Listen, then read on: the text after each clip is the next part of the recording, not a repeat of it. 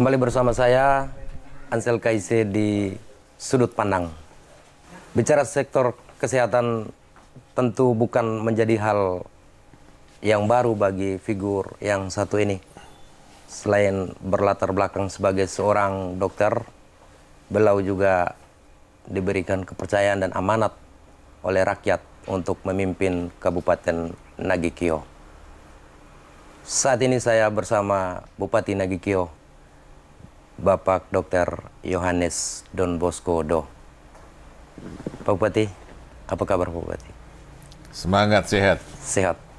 Usia berapa Bapak sekarang? Saya usia 66. 66 tahun. Mau ke 67. Oh iya. Tapi kelihatan lebih muda dari usia. Terima kasih. Ya, ya. Ada tips apa Bapak ini? Untuk menjaga kesehatan tubuh. Hidup seimbang aja, jadi makanan, istirahat, kerja, alokasikan waktu untuk menangani masalah dengan efisien, efektif ya. Jangan berlarut-larut. Jangan berlarut-larut. Ya, amin lah Bupati, sehat selalu.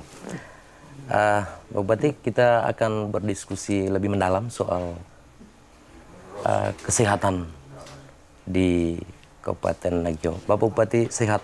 Bagaimana dengan rakyat Nagikio hari ini? Kira-kira apakah sehat atau bagaimana? Ya, secara umum masyarakat Nagikio sehat. Ya, itu dari indikator kelompok-kelompok rentannya. Ya. Jadi kita angka kematian ibu, angka kematian bayi, ya, kasus stunting itu kita rendah, ya. Jadi kemudian angka kematian anak usia dini juga rendah. Angka manusia harapan hidup kita juga cukup tinggi di Nagikio ini, ya, sehingga itu indikator-indikator utama masyarakat kita sehat. Kemarin dilanda pandemi COVID-19 yang cukup menyita perhatian, Pak Bupati. Ada pengalaman berharga apa yang bisa dipetik dari pandemi yang... Iya, sebagai dokter saya menyadari bahwa dunia tidak siap. Ya. Saya melihat bahwa ini masyarakat saya harus diedukasi. Ya. Yang pertama, tidak panik. Betul. Tidak boleh panik. Kemudian kita beritahu bahwa ini karena obatnya belum ada. Jadi masing-masing kita harus disiplin untuk tidak bergerak yang tidak perlu. Ya. Pengetahuan individu dan kelompok masyarakat ini yang harus kita tingkatkan. Dan akhirnya kita bisa sama-sama keluar dari situasi Jadi itu. selain yang standar itu adalah pergerakan orang di batas-batas kabupaten itu dijaga semua, aparat keamanan juga terlibat semua. Ya. Itu saja yang kita awal-awal agak sedikit menguras pembiayaan. Ya. Tapi setelah itu kita sangat hemat. Benar. Sangat hemat, sangat terukur pengeluaran. Sehingga kita ketika diminta untuk realokasi kembali dana, kita sudah bisa mempetakan mana yang kita harus kerjakan lebih dulu. Ya. Yang pertama itu kita menjaga supaya ada ketersediaan pangan. Betul. Sehingga anggaran-anggaran itu kita alokasikan untuk perbaikan infrastruktur, pertanian, pengadaan bahan makanan untuk dibagikan kepada masyarakat yang tidak bisa bergerak, apalagi barang masuk. Nah, itu kita harus memberi pasokan daerah-daerah yang tidak bisa memproduksi pangan. Nah, ya katakan saja yang tidak bisa menghasilkan padi beras itu kita harus masuk dari daerah kecamatan lain yang bisa punya beras ke wilayah itu. Misalnya dari sini kita ke Keo Tengah, ke Nangroro, mereka tidak bisa kita bagi ke sana. Dulu tuh ramai sekali Bapak. Ya, begitu banyak mobil ambulans yang rujuk dari wilayah Nagikio ke luar daerah, gitu ya? Ke ND atau ke Kabupaten Bejawa, Ngada gitu. Tapi malah saat ini sepi lah, boleh dikatakan demikian Pak Bupati. Jadi kalau kita lihat masalah kesehatan ini ada upaya kesehatan individu, perorangan, UKP sama UKM ya.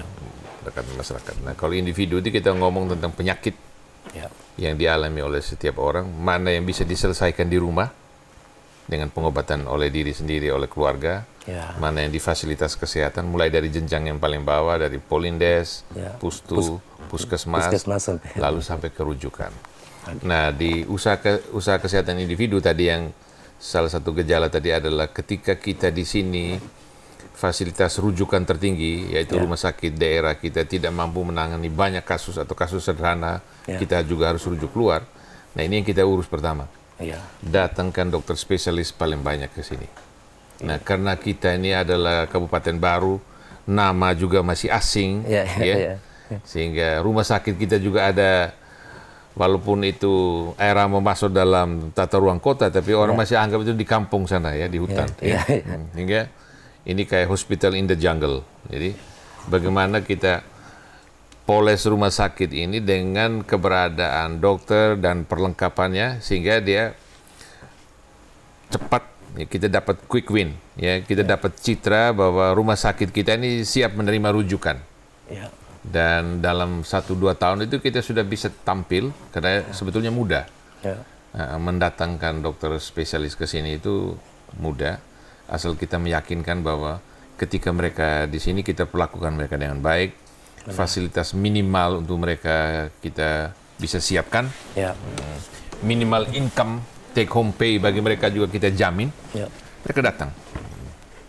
Dan dengan kehadiran para dokter spesialis ini, pelan-pelan sekarang dokter bisa melamar datang terus ke sini, sehingga kita hampir lengkap seluruh keahlian ada di sini. Saat ini berapa? Sudah 12 dokter. 12 dokter spesialis. Luar biasa. Mungkin faktor itu juga yang membuat rujukan keluar daerah yang... Iya, kita misalnya obsgin ada 3, kemudian penyakit dalam sudah 2. Kasus-kasus yang terbanyak kan itu. Benar. Yang selama ini rujuk keluar. Dengan kehadiran beberapa dokter di kita ini, ya mereka bisa bekerja dalam satu shift, sehingga mereka bisa fresh. Mungkin yang terakhir kemarin, Pak Bupati, di saat masa pencalekan itu juga ada banyak yang datang dari kabupaten tetangga. Karena psikiater. Kita punya dokter ahli kesehatan jiwa. Karena ND tidak ada, Bejawa tidak ada. Dan direkomendasikan mereka ke sini. Kita dengar juga, Pak Bupati, bicara kesehatan ini juga ada kesan dari masyarakat yang kita dapat di bawah, bahwa kok pergi ke rumah sakit Air Ramo itu cukup bawa kartu keluarga, identitas gitu, KTP atau kartu keluarga itu sudah dilayani dengan baik, tuntas lah begitu. Segampang itu ya, Pak Bupati? Ya, yang pertama itu kan segi biaya ya. Sebelumnya kan mereka sudah terbebani dengan out of pocket, harus menyediakan biaya ketika harus dirujuk tadi. Ya, ketika sekarang kita bisa mengalokasikan jam kesda, memasukkan makin banyak penduduk dalam skema BPJS, ya, sehingga tercover. Sehingga untuk penduduk Nagekeo, tunjuk aja kartu penduduk, kartu keluarga yang akan nanti terkonfirmasi. Penduduk ini sudah ada kartu BPJS-nya, sudah ada jaminan BPJS-nya, yang belum, kalau yang BPJS, setelah pelayanan sesuai dengan paketnya, kita klaim ke BPJS. Yang belum punya BPJS, diklaim ke Pemda, ke BKD, dibayarkan. Jadi jawaban bahwa itu biaya gratis kesehatan di situ poinnya. Ya di situ, artinya itu gratis dalam arti penduduk, warga tidak mengeluarkan biaya yang tidak perlu. Betul. Mereka mengeluarkan biaya kalau misalnya ada obat yang tidak ada di sana, ada bahan habis pakai tertentu yang mereka harus pesan atau cari di apotek di luar. Dan itu kasuistis. Selain ini, sebagai seorang dokter, Bapak cukup konsen untuk mengembangkan infrastruktur di bidang kesehatan ini. Kita dengar ada rumah sakit Pratama yang sedang dibangun di Raja. Ya.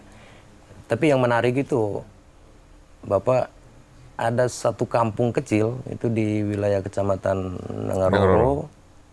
Itu juga dibangun puskesmas yang wah gitu, mewah lah gitu. Padahal di sana kan sudah ada fasilitas yang sama juga. Sebenarnya levelnya berendah, Pustu namanya. Ya, itu ada motivasi apa sih Bupati di situ?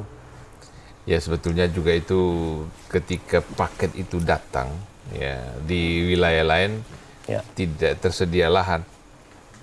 Dan ini ketika kita punya, ya sudah, koe-koe yang dapat. Nah, hitungan kita, daerah tetangga kita dari Ende, Ya.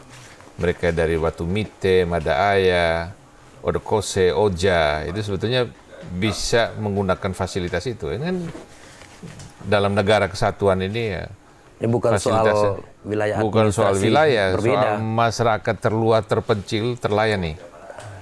Dan saya kira puskesmas kita taruh di situ tuh. Nah, tinggal sekarang nih Bupati Ende ya, bisa buka akses supaya terhubung, ya. terhubung, masyarakatnya mudah ke Kopo. Ya. Satu isu yang juga penting dan Nagikio cukup berhasil dalam hal prevalensi penanganan itu stunting di NTT terendah malah, dan itu cukup diakui oleh publik NTT, Bapak. Ada tips atau ada strategi apa yang Bapak bersama dengan perangkat daerah di sini di Nagikio? Jadi sebetulnya konsep umum yang disampaikan oleh pemerintah pusat itu juga sudah jelas. Ya, tentang pendekatan yang disebut spesifik sama sensitif. Ya. Yang spesifik itu kita langsung pada kasusnya. Apakah itu bayi stunting, apakah itu ibu hamil dengan kekurangan energi protein, ya. Nah, itu yang kita berikan.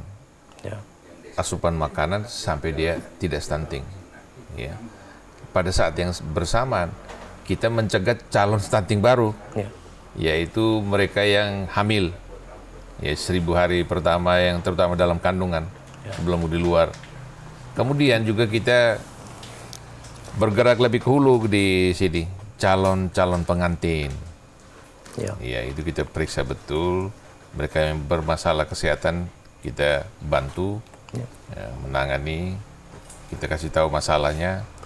Mereka harus bisa perhatikan gizinya. Kemudian kita juga lebih ke hulu lagi remaja putri. Mereka yang ketika mendapat haid pertama. Ketika mereka mendapat haid pertama di usia kelas 5, kelas 6 SD, mereka sudah mulai diperiksa HB-nya. Seperti kita periksa orang hamil. Jadi usaha kesehatan sekolah, jadi guru yang mengelola UKS harus menginformasikan kepada bidan atau perawat di Polindes dan Pustu supaya secara reguler tiap bulan datang periksa anak-anak yang sudah datang haid itu. Nah, orang tuanya diberikan feedback hasilnya itu supaya asupan makannya diperhatikan.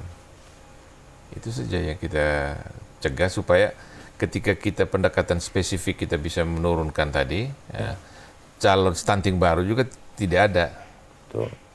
Nah, berarti kita tetap bisa mempertahankan angka yang laju penurunan itu bisa terjadi itu.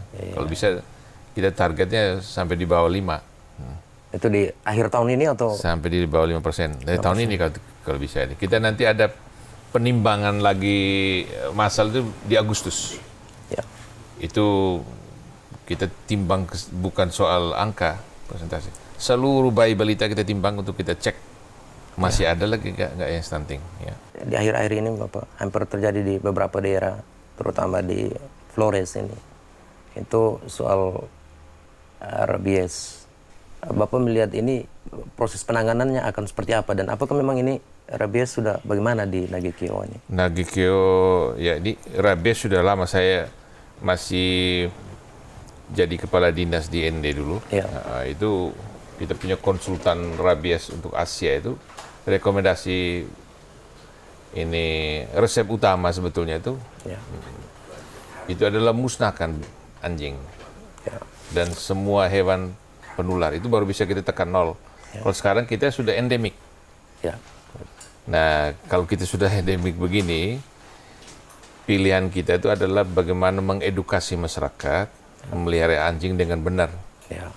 Jadi kenali anjingmu ekor per ekor, ya berikan mereka makanan yang benar, ya kesehatannya, vaksinnya teratur, terutama anti rabies ini, dilakukan secara teratur.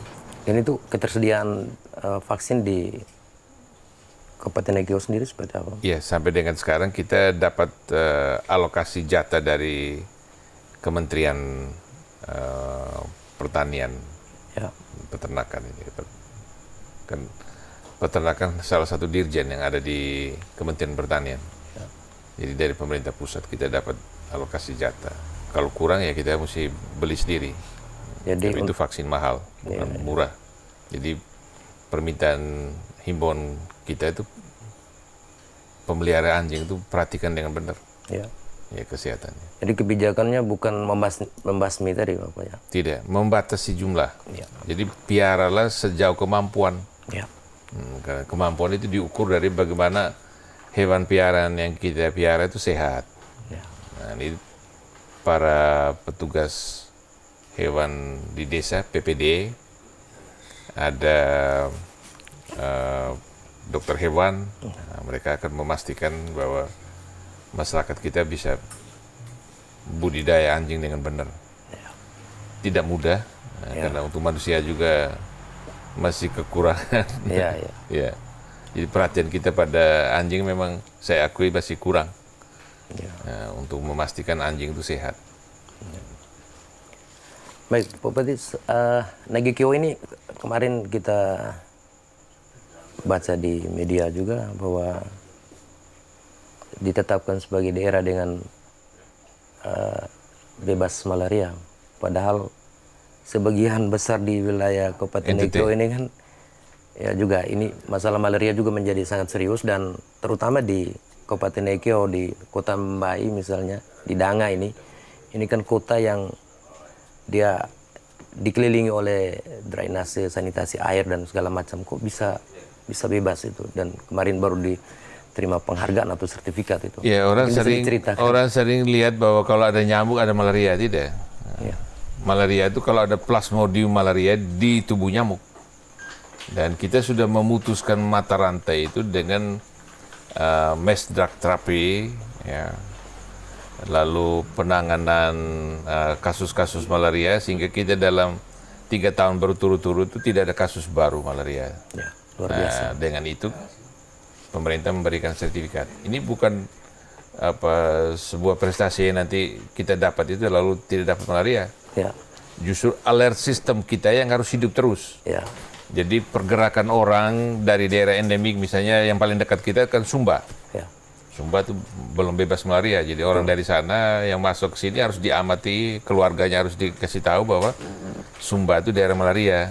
Ya. Jadi kalau ada yang berpergian ke sana, pulang, kalau ada gejala demam, cepat bawa untuk diambil darah, untuk dipastikan bahwa demam itu bukan demam malaria. Ya. Begitupun juga saudara-saudara kita yang bepergian atau pulang dari Irian. Dan Irian itu lebih berbahaya karena malaria di Irian itu malaria dengan resistensi obat-obat dasar malaria yang beredar di Indonesia. Ya. Jadi pemantauan gitu yang harus lebih melekat. Iya, surveillance itu namanya. Surveillance ya. Baik, berarti kita sudah sampai di ujung diskusi kita. Ada pesan yang akan atau bisa disampaikan ke publik, terutama rakyat Nagekeo? Iya, yang pertama isu kesehatan. Orang yang datang ke sini itu kan mau menikmati, tapi juga mau mengalami. Ya, jadi tidak hanya dia mau melihat pemandangan, nonton itu, tapi dia mau juga ikut ambil bagian. Dan ketika dia lihat fasilitas kesehatan kita memadai, sehingga dia tidak perlu takut ke sini kalau dia sakit, ada fasilitas yang memadai. Ya. Yang kedua juga penyakit-penyakit menular, jadi kayak malaria salah satunya. Ya. Itu juga sudah ditekan, itu sudah bagus. Tinggal TB, ya. Kalau masyarakat sudah sehat, penyakit-penyakit menular sudah tidak ada, ya orang yang mau mengunjungi Nagekeo tidak perlu takut. Ya. Kecukupan makanan, Betul. Tempatnya bersih, bagus, Ya. ya, mereka akan datang. Demikian diskusi kami. Terima kasih Pak Bupati, sukses terus membangun Nagekeo. Ya, terima kasih.